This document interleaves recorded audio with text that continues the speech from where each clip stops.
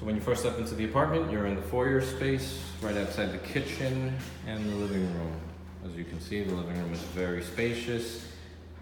Features exposed brick, LED lighting, recessed lighting. You have a nice big window that faces out onto the street. It's a high floor, so you do get some great natural light. And it is pretty much an XL living room.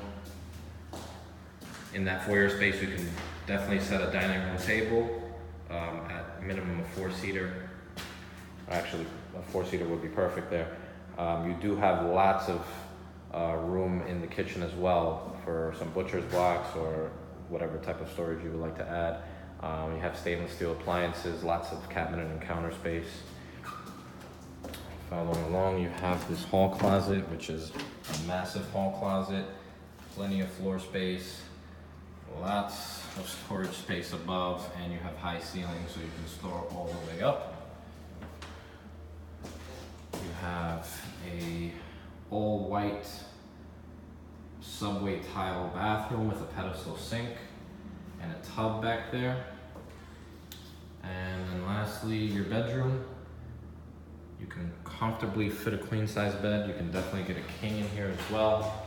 You still have the north facing window, which gets you some decent natural light during the day.